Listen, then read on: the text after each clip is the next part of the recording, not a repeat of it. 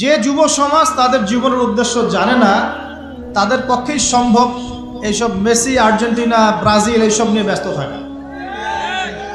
যারা নিজেদের জীবনের উদ্দেশ্য জানে তাদের জন্য কোশ্চিনকালেও এখানে সময় নষ্ট করা সম্ভব না। দুনিয়ার জীবনটা কি খেলতামাশা? দুনিয়ার জীবনটা কি খেলতামাশার জন্যে? আল্লাহ পাক যে হায়াতটা দিয়েছেন, ধরেন 50, 60 বা 100 বছর, এই হায়াতটা কে দিয়েছেন? এই সময়টার মালিক কে? তাহলে আল্লাহ যদি সময়ের মালিক হয়, আমি কেন সময় 1 ঘন্টা অপচয় করবো ওখানে বসে বসে? এই সময়টাকে আমার নাকি? সময়টা আমার বাপের নাকি? সময়টা কার? আল্লাহ। আল্লাহর দেওয়ার সময় আমি টিভি সেটের সামনে বসে বসে 1.5 ঘন্টা নষ্ট করে ফেললাম।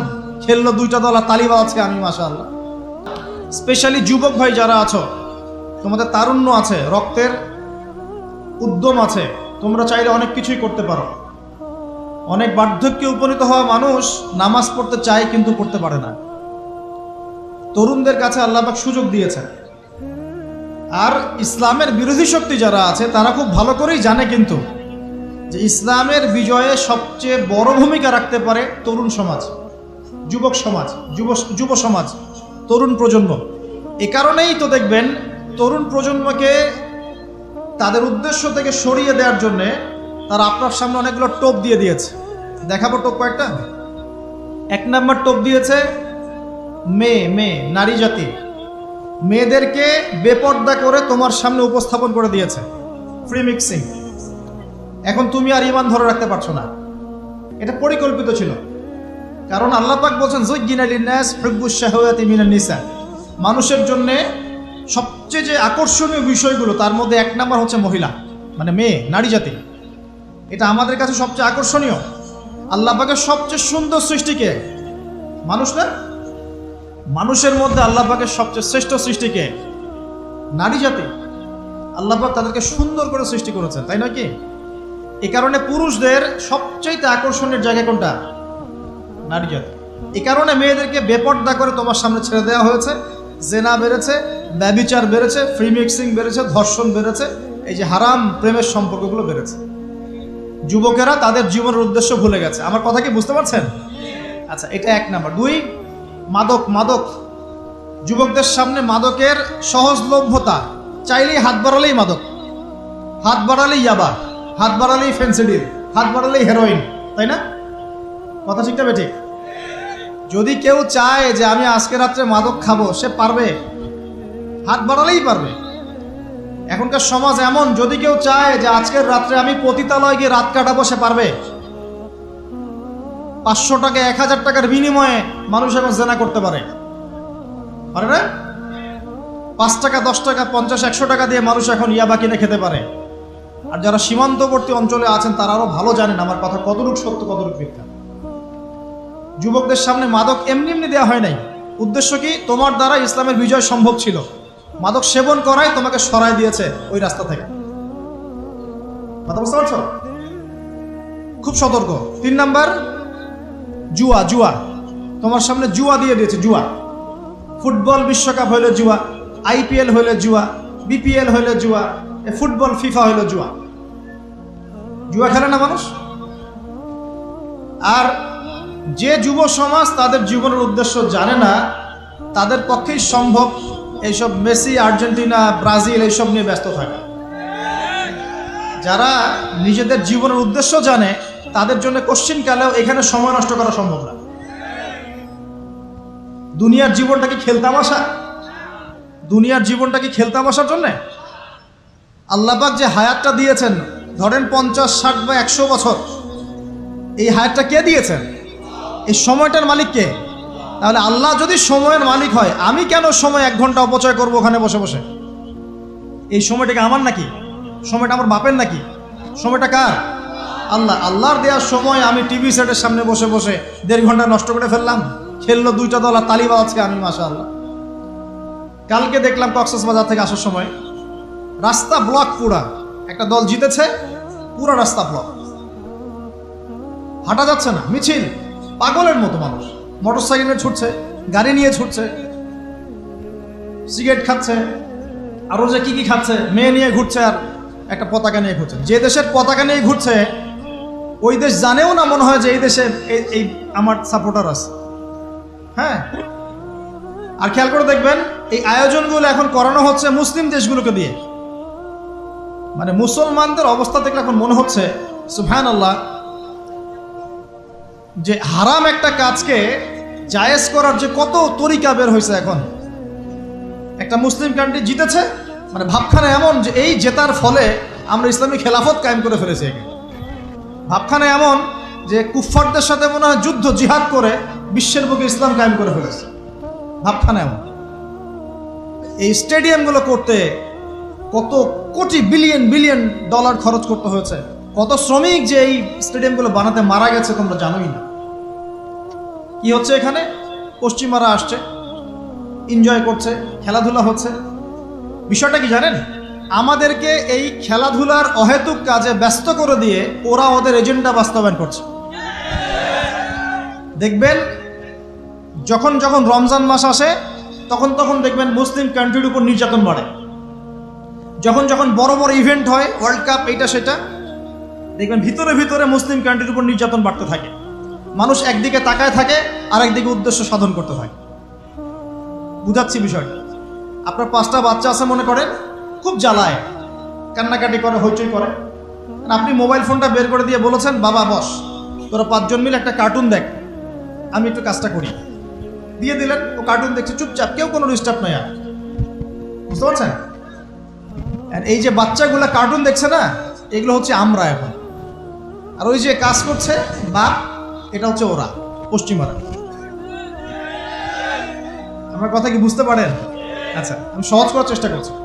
প্রিয় যুবক ভাইরা, মেয়ে তো উন্মুক্ত করে দিয়েছেই, মাদক তো দিয়েছেই, জুয়া দিয়েছে, অহেতুক এসব খেলতামাশা দিয়েছে তোমার সামনে, তোমার সময় কেড়ে নেওয়ার জন্য, তোমার হায়াত কেড়ে নেওয়ার জন্য।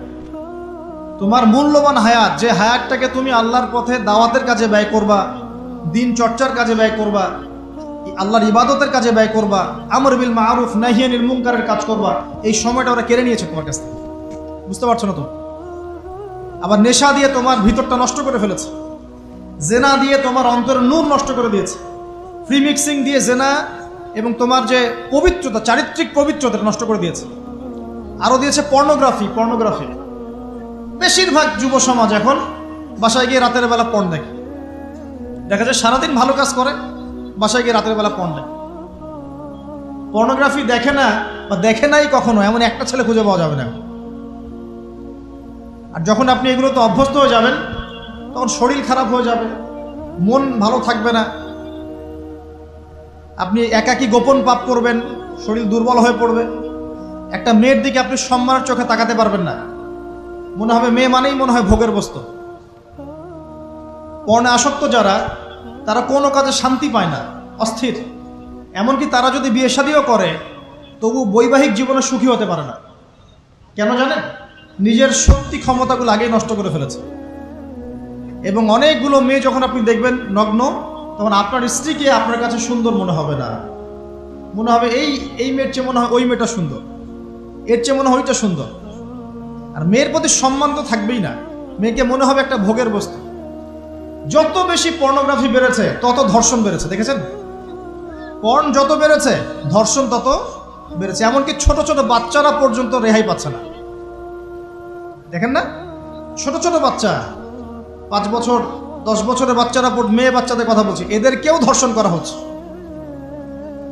যাদের ঘরে কন্যা সন্তান আছে তারা খুবই এখন মানে বিপর্যয়ের মধ্যে আছেন আপনারা, আমরা। কারণ সমাজটা তো নষ্ট হয়ে যাচ্ছে। আপনার মেয়েকে কতদিন ঘরে রাখবেন? বাইরে তো পাঠাতেই হবে। বাইরে পাঠালে দেখবেন মেয়ের সম্মান নাই, পর্দা নাই, মেয়েকে জোর করে ধর্ষণ করা হচ্ছে। বাসে, ট্রেনে, অটোতে, অমুকে তমুকে, ট্রাকে মেয়েকে ধর্ষণ করা হচ্ছে। আর প্রত্যেক ধর্ষকের তো আর ইসলামিকভাবে বিচার হচ্ছে না। হচ্ছে? যদি একটা এলাকায় ধর্ষণ হতো আর ধর্ষককে জনসমক্ষে ডেকে ফাঁসি দেওয়া হতো না, তাহলে দেখতেন যে ওই এলাকায় ধর্ষণ বাড়তো না, কমে যেত।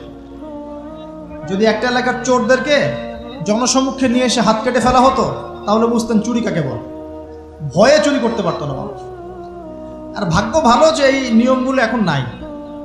কেন ভাগ্য ভালো বললাম? ভাগ্য ভালো কেন বললাম? কারণ এই নিয়ম যদি এই মুহূর্তে চালু করা হয়, এই মুহূর্তে যে এখন এই সেকেন্ডের মধ্যে চালু করা হয়, তাহলে অনেক বড় বড় রাঘব বোয়াল যারা আছে ওদের হাত থাকবে না। কথা বুঝতে পারছেন না? কেউ চুরি করে সিসকা চোর বলি আমরা, না কি বলেন আপনারা? ছিচকা চোর বলেন। কেউ আছে চুরি করে, পুকুর চুরি করে। সিসকা চোরকে ধরতে পারলে রাস্তাঘাটে কি মাইটটা দেওয়া হয়, তাই না? মনে হয় যে নিজের শক্তি খাটানোর একটাই জায়গা চোর পিটানো। মসজিদে যদি মসজিদে যদি একটা চোর ধরা পড়ে, কি মাইটটা মারে, খুঁটির সাথে বেঁধে একদম জুতা স্যান্ডেল দিয়ে। আর সামনে যে পুকুর চুরি করে বসে আছে, কিছুই করতে পারতেছে। কি কথা মিথ্যা কথা বলছে? যদি একটা মুসলিম রাষ্ট্রের মধ্যে দুর্নীতি না থাকতো না, মুসলিম রাষ্ট্র বিশ্বকে নেতৃত্ব দিত ইনশাআল্লাহ। যদি কোনো মুসলিম রাষ্ট্রের মধ্যে দুর্নীতিটা না থাকতো না, তাহলে দেখতেন ওই রাষ্ট্র অবশ্যই বিশ্বকে নেতৃত্ব দিত ইনশাআল্লাহ। এমন অনেক অমুসলিম রাষ্ট্র আছে যেগুলো অমুসলিম হওয়া সত্ত্বেও ওদের মধ্যে কোনো দুর্নীতি নাই, জানেন? আল্লাহ পাক আমাদের সবাইকে পরিপূর্ণ মুসলমান হওয়ার তৌফিক দান করুন। দেখেন আল্লাহ পাক বলেছেন, উদখুলু ফিস সিলমি কাফা, তোমরা পরিপূর্ণরূপে ইসলামে প্রবেশ করো। এখন আমি যদি নামাজও পড়ি, আবার ঘুষও খাই, এদিকে রোজাও রাখি, আবার সুদও খাই, আবার এদিকে আমি হজমরাও করি, অন্যের সম্পদ আত্মসাৎ করি, মাপে কমও দেই, মজুদদারি করি ইত্যাদি, আমি কি পরিপূর্ণ মুসলিম? আমি কি উদখুলু ফিস সিলমি কাফার উপর আমল করতে পেরেছি? আর আল্লাহ পাক এখানে বলছেন, ওয়ালা তামুতুন্না ইল্লা ওয়া আনতুম মুসলিমুন, পরিপূর্ণ মুসলমান না হয়ে তোমরা মৃত্যুবরণই করিও না। করলেই সমস্যা। পরিপূর্ণ মুসলমান না হয়ে মারা গেলেই সমস্যা। কি সমস্যা? ওই যে আল্লাহ পাক বলবেন, মান রব্বুক, বলবে লা আদরি, আমি তো জানি না। কারণ পরিপূর্ণ মুসলমান হয়নি তো, আল্লাহর সাথে শিরিক করেছে। আল্লাহ পাক বলবেন, মা দীনুক, বলবে লা আদরি, আমি জানি না। মা দীনুক উত্তর কেমন করে দিতে পারবে? ইসলামের কিছু অংশ মানে, কিছু অংশ মানে না। ইসলামের কিছু অংশ মানে, নামাজ, রোজা, হজ, যাকাত, তাসবিহ, তাহলিল সবই মানে, কিন্তু সুদ ছাড়তে হবে, ঘুষ ছাড়তে হবে, জেনা করা যাবে না, মদ খাওয়া যাবে না, দুর্নীতি করা যাবে না, মানে না। তাহলে মা দীনুক কি উত্তর দিবে? মান নবিয়ুক, কে নবী? উত্তর কিভাবে সম্ভব? নবীর সুন্নতি তো নাই গায়ের উপরে, চেহারায় নাই, কাপড়ে নাই, চলাফেরায় নাই, ওঠা বসায় নাই, ইবাদতে থাকলেও অর্থনীতির মধ্যে নাই, অর্থনীতির মধ্যে থাকলেও সংস্কৃতির মধ্যে নাই, সংস্কৃতিতে থাকলেও সমাজে নাই। নবীর সুন্নত কি খালি ঘরে তসবিহ টেপার মধ্যেই? মানে আমরা খালি সুবহানাল্লাহ সুবহানাল্লাহ পড়বো, এটাই সুন্নত?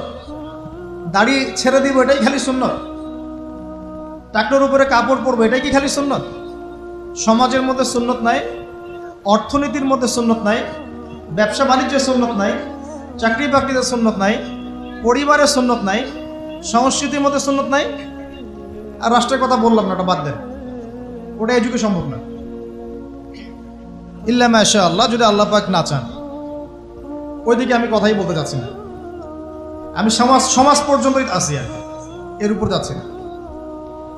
তো প্রিয় ভাইয়েরা, যুবক ভাইদের কথা বলে আমি সামনে যাব। 1 নাম্বার কি বলেছি? তোমরা সতর্ক থাকবে মেয়ে থেকে। কি থেকে? মেয়ে থেকে 100 হাত দূরে, 100 হাত। যুবক ভাইদের সামনেই ফাঁদ। কেন ফাঁদ? কারণ যুবক ভাইরা যদি জীবনের উদ্দেশ্য জেনে ফেলে এবং ইসলাম প্রতিষ্ঠার কাজে আত্মনিয়োগ করে, তাহলে কুফার শক্তি পালানোর জায়গা খুঁজে পাবে না ইনশাআল্লাহ। প্রিয় ভাইরা, আল্লাহ রাব্বুল আলামিন বলছেন মুমিনদেরকে, হে মুমিনরা, তোমরা আল্লাহকে ভয় করো। দেখুন, 6টা পিলারে বিশ্বাস না করা পর্যন্ত কেউ মুমিন হয় না। কয়টা পিলার?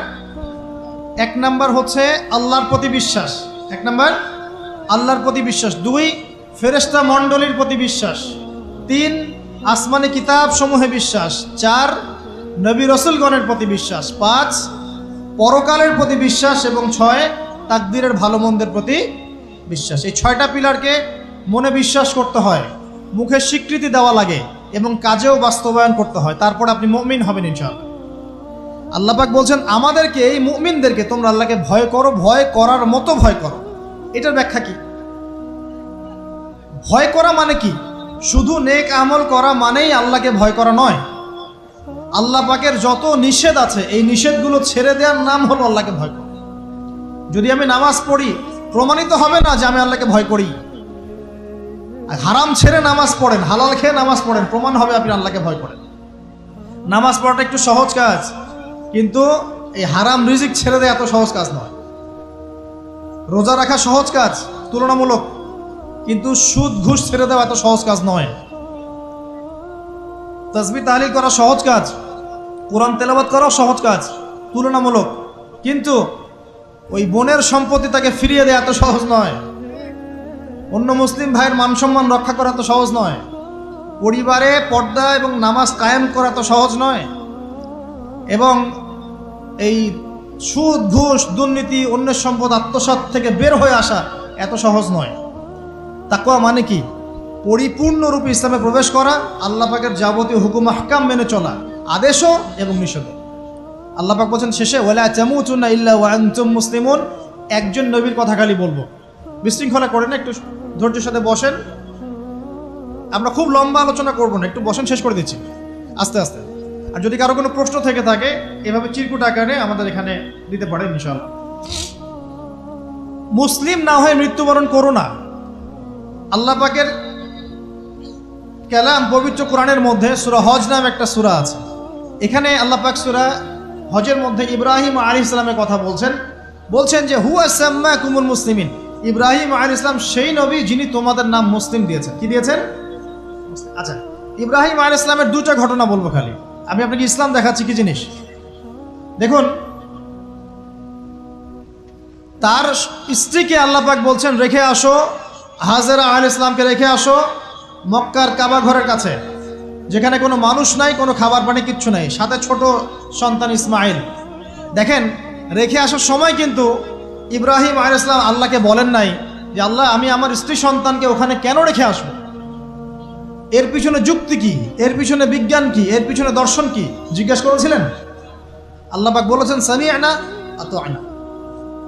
সন্তান বড় হয়েছে, আল্লাহ পাক বলছেন তাকে জবাই করতে হবে। তিনি সন্তানকে গিয়ে বলছেন ইয়া বুনাইয়া ইন্নী আরা ফিল মানামি আন্নী আসবাহুক, আমি স্বপ্নে দেখছি তোমাকে জবাই করছি, ফানজুর মায়াদা তারা, তোমার কি রায় আমাকে বলো। সন্তান বলছে এবার ইয়া আবাতি, হে আমার আব্বা, ইফআল মা তু'মার, আপনাকে যে আদেশ করা হয়েছে সে আদেশ আপনি পালন করেন। সাতাজিদুনি ইনশাআল্লাহু মিনাস সাবিরিন, ইনশাআল্লাহ আপনি আমাকে ধৈর্যশীল পাবেন। কে বলছে এটা? ইসমাইল। ইসমাইলের মধ্যে কি এখনকার তরুণদের জন্য আদর্শ নাই? যে বয়সে ইসমাইল আলাইহিস সালাম বলছেন আব্বা আমাকে জবাই করে দেন, কোনো সমস্যা নাই, ইনশাআল্লাহ আপনি আমাকে ধৈর্যশীল পাবেন, ওই বয়সের আমাদের তরুণ প্রজন্ম টিকটক প্রজন্ম, ওই বয়সে আমাদের তরুণ প্রজন্ম যে কিশোর গ্যাংয়ে যোগ দিয়েছে, জেনা করেছে, মাদক খাচ্ছে, জুয়া খেলছে, এই যে জার্সি গায়ে দিয়ে ঘুরে বেড়াচ্ছে। দেখেন ইসমাইল বলছেন হে আমার আব্বা আমাকে আপনি জবাই করে দেন, যদি আল্লাহ আদেশ করে থাকেন, আমাকে ধৈর্যশীল পাবেন ইনশাআল্লাহ। মা বোনদের জন্য বলছে এখানে একটা কথা, দেখুন প্রিয় মা বোনরা ভালো করে শুনুন। দেখুন, ইসমাইল আলাইহিস সালামকে কিন্তু তার বাবা বড় করেন নাই। ইসমাইল আলাইহিস সালাম বড় হয়েছেন মক্কায় তার মায়ের কাছে, হাজরা আলাইহিস সালামের কাছে। আর ইব্রাহিম আলাইহিস সালাম থাকতেন সিরিয়ায়, শামে, তার আরেক স্ত্রী সারা আলাইহিস সালামের সাথে। তিনি যাওয়া আসা করতেন। আর তখনকার যাওয়া আসা এত সহজ ছিল না, তখন কোনো মোটর যান ছিল না। তো দেখুন, যেমন মা তেমন সন্তান। কেমন মা? হাজরা আলাইহিস সালামকে বলা হচ্ছে যে তোমাকে এখানে রেখে যেতে আল্লাহ আদেশ করেছেন। তো হাজরা আলাইহিস সালাম বলছেন এখানে তো কোনো পানিও নাই, কোনো খাবারও নাই, আপনি এখানে আমাদেরকে একা ফেলে যাচ্ছেন। ইব্রাহিম আলাইহিস সালাম বলছেন আল্লাহর আদেশ, কিছু করার নাই।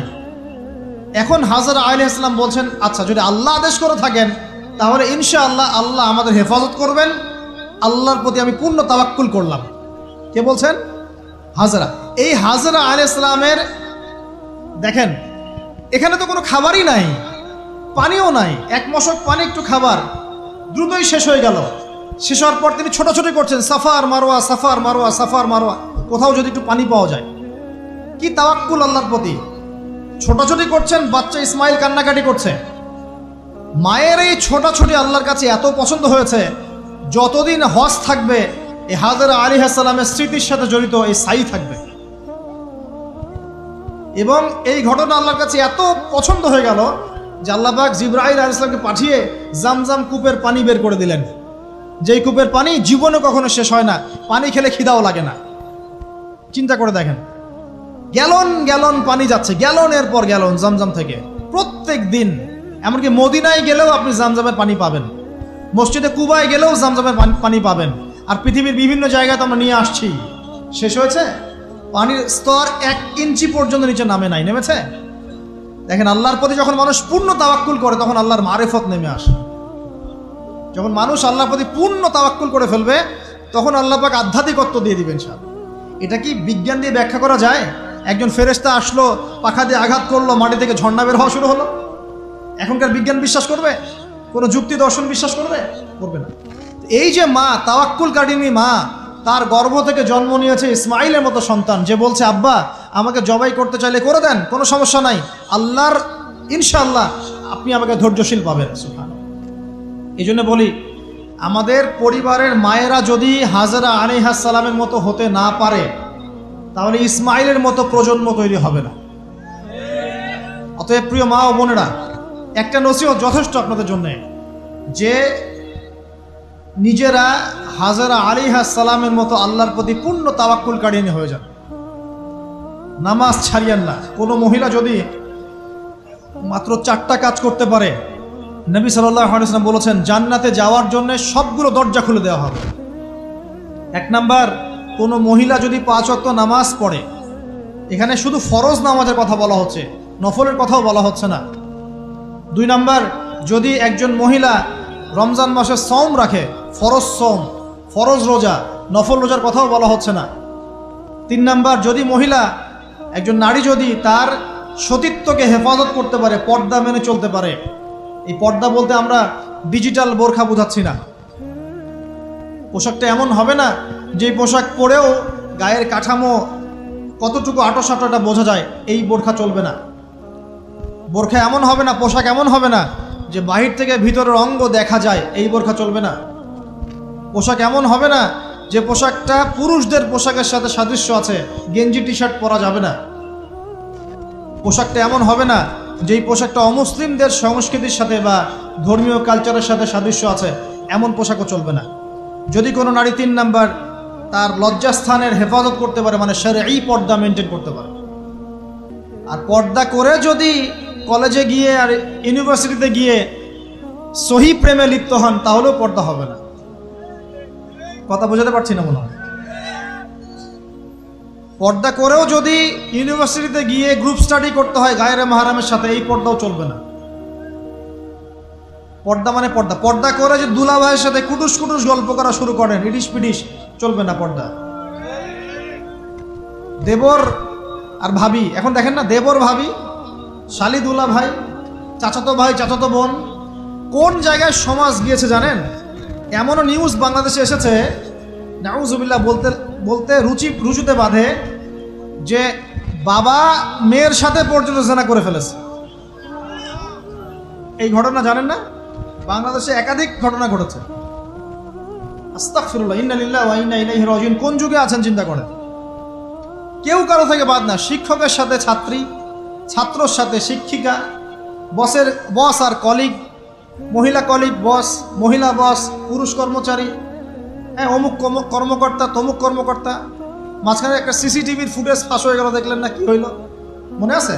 ভুলে গেছেন মনে হয়। একটা টাইটেল, একটি সিসি ক্যামেরা সারা জীবনের কান্না, মনে নাই? ভুলে গেছেন আপনারা? হ্যাঁ, এই যে মনে আছে। তো কে কার থেকে বাদ? ফুফাতো ভাই, চাচাতো বোন, হ্যাঁ খালাতো বোন, খালাতো ভাই, মানে কাজিন কাজিন, দেবর ভাবি, শালাদুল্লাহ ভাই, শালিদুল্লাহ ভাই, সব দেখবেন জেনা করতেছে না? পরকিয়া তো নিত্যদিনের ব্যাপার। পরকিয়া না করলে এখন পেটের ভাতই হজম হয়। বাসায় একটা স্ত্রী আছে, বাইরে 3-4টা মেয়ের সাথে টাঙ্কি মেরে বেড়াবে, কোনো সমস্যা নাই। সমস্যা কোথায় বলি? সমস্যা হচ্ছে যদি আপনার স্ত্রী থাকে একজন নেককার বা সতীসাধী নারী থাকে, এবং তার পারমিশন নিয়ে যদি আপনি আরেকটা বিয়ে করতে যান, সমস্যা আছে। হালালভাবে বিয়ে করলে সমস্যা, বাইরে টাঙ্কি মেরে বেড়াবেন, কোনো সমস্যা নেই। বাসায় একটা স্বামী আছে, বাইরে আরো 2-4টা ছেলের সাথে ফোনে কথা বলে, কোনো সমস্যা নেই। আমরা এখন কি করি জানেন? আমরা জেনাকে প্রমোট করি, নগ্নতাকে প্রমোট করি, আর বিয়ে হালাল জিনিসগুলোকে আমরা ঢেকে দেই, বাধা দেই। বিয়ে করতে চান দেখবেন বাধা পাবেন, জেনা করতে চান বাধা পাবেন না। হ্যাঁ, বিশ্বাস করছেন না? বিয়ে করতে যে দেখেন খালি কত বাধা আসে, আর জেনা করতে যান কোনো বাধা নেই, মদ খাইতে যান কোনো বাধা নাই। লিগ্যাল কিছু পতিতালয় আছে আমাদের দেশে, লিগ্যাল, এবং তাদেরকে পতিতা বললেও মানুষ রাগ করে। এখন বলতে হবে যৌনকর্মী, সেক্স ওয়ার্কার। কেন? তাদের যদি এতই সম্মান দেওয়ার ইচ্ছা থাকে আমাদের, আমরা কি ওদেরকে হালাল কোনো কর্মসংস্থান দিয়ে এই পাপের পথ থেকে ফেরাতে পারি না? ঠুনকো আবেগ দেখাও মিয়া, বাইরে খালি কিছু টাকা পয়সা ইনভেস্ট করে একটা প্রজেক্ট হাতে নিয়ে এই মেয়েদেরকে, মহিলাদেরকে যদি একটা ভালো কর্মসংস্থানের ব্যবস্থা করে, ওরা কি জেনা করবে নাকি? ও তো টাকার জন্য করে, পেটের দায়ে করে। কোনো মেয়ে কি চায় নিজের ইজ্জত মানুষের কাছে বিক্রি করতে? কোনো মেয়ে চায় না। প্রিয় দিনী বোনেরা, পোশাক এই 4টা মূলনীতি মেনে চলবেন। পোশাক এমন হবে না, আটো পোশাক চলবে না, পাতলা পোশাক চলবে না, বাইরে থেকে ভিতর দেখা যায়। পুরুষের পোশাক চলবে না, এবং অমুসলিমদের সাদৃশ্য আছে এমন পোশাক চলবে না। আপনি বাসায় কি পোশাক পরে থাকেন, আমরা এখানে তো কোনো রকম ইন্টারফেয়ার করতে যাচ্ছি না। বাইরে যদি গায়রে মাহরামদের সাথে বের হন, সামনে বের হন, তাহলে অবশ্যই আপনাকে এই পর্দা মেনটেন করে আসতে হবে। এটা ইসলামিক লস। আল্লাহর আইন যদি আপনি না মানেন, আপনার কবর আপনার, আমার কবর আমার। ফাযাক্কির ইন্নামা আনতা মুযাক্কির, উপদেশ দাও তুমি, শুধু উপদেশদাতা। লাস্তা আলাইহিম বিমুসাইতির, তুমি কারো প্রতি দারোগা নও। আমাদের দায়িত্ব জাস্ট প্রচার করা। বাল্লিগু আন্নী ওয়ালাউ আয়া, একটা আয়াত জানলেও খালি প্রচার করে দাও, দ্যাটস অল। ফাযাক্কির ইন নাফাআতিয যিকরা, তুমি উপদেশ দাও যদি উপদেশ কোনো কাজে আসে। প্রিয় ভাইয়েরা, বন্ধুদের কথা বলতে গিয়ে এখানে এসেছিলাম। একটা মেয়ে 4টা কাজ করলে জান্নাতে চলে যাবে ইনশাআল্লাহ। 5 ওয়াক্ত নামাজ, ফরজ নামাজ, 2 রমজান মাসের সওম, 3 নাম্বার লজ্জাস্থানের হেফাজত, আর 4 নাম্বার স্বামীর আনুগত্য। স্বামীর কি দেখেন, ফ্যামিনিস্ট মেয়েরা বলবে স্বামীর দাসত্ব। দাসত্ব আনুগত্য এক জিনিস নয়, মনে থাকবে। দাসত্ব আনুগত্য এক জিনিস নয়। আনুগত্য মানে কি? আনুগত্য মানে আপনার স্বামী আপনাকে কোরআন সুন্নাহ মতো চালানোর চেষ্টা করছে, আপনি এটা ফলো করবেন, আনুগত্য। আর আপনার স্বামী যদি আপনাকে কোরআন সুন্নাহর বাইরে যদি বলে যে আসো, অফিসের কলিগরা আসছে, আমার টেবিলে খাবার পরিবেশন করো, যাবেন না, আপনি আনুগত্য করবেন না। আপনার স্বামী বলছে যে সুন্দর করে সাজুগুজু করো, তো আজকে ঘুরে আসি সাজেক, ঠিক আছে, বাইকের পিছনে বসে আপনাকে নিয়ে যেতে যাচ্ছে, আপনি যাবেন না। বলবেন যে এরকম সাজুগুজু করে গায়রে মাহরামদের সামনে যাওয়া জায়েজ নাই। আনুগত্য কি? কোরআন সুন্নাহ সমর্থিত কাজে আপনি স্বামীকে ফলো করবেন, আনুগত্য। স্বামী যদি এমন কোন আদেশ করে যে আদেশটা কোরআন সুন্নাহর বাইরে যায়, আপনি এখানে কোনো আনুগত্য নাই। একটা হাদিস আছে, লা তুআতা লি মাখলুক ফি মা'সিয়াতিল খালিক, মানে স্রষ্টার অবাধ্যতায় সৃষ্টির কোনো আনুগত্য নাই। আল্লাহর অবাধ্যতায় সৃষ্টির কোনো আনুগত্য নাই। প্রিয় ভাইয়েরা, একটা আয়াত আমার জন্য যথেষ্ট হবে ইনশাআল্লাহ। মুমিন আমরা মুমিন না? আল্লাহ বিশ্বাস করি কি না? ফেরেশতায় বিশ্বাস করি না? নবী রাসূল আসমানি কিতাবে, পরকাল, তাকদীরে বিশ্বাস করি তো? আমরা সবাই ইসলামের বিজয় চাই কি না? আমরা সবাই পরিপূর্ণ মুসলমান হতে চাই কি না? আমরা চাই কি না যে আমাদের সাথে সাথে আমাদের পরিবারটাও জান্নাতে যাক? এবং আমরা চাই কি না যে আমাদের সমাজটাও ইসলামের আলো আলোকিত হোক? চাই কি না? যদি চাই, প্রিয় ভাইয়েরা, আমার 10টা নসিহত। কয়টা? 10টা। জাস্ট 10টা লাইন বলবো, আর আপনাদের ধৈর্য নষ্ট করছে না। 1, জ্ঞান অর্জনের যে কথা বলেছি, জ্ঞান শুধু অর্জন নয়, জ্ঞানের বিপ্লব ঘটাতে হবে। পারবেন ইনশাআল্লাহ? যে যেখানে পড়াশোনা করছেন করেন, কিন্তু ইসলামিক পড়াশোনা বাদ দিয়ে নয়। দিনের জ্ঞান আগে অর্জন করতে হবে, বাল্য বয়সে অর্জন করতে হবে। আল্লাহ তৌফিক দান করুন।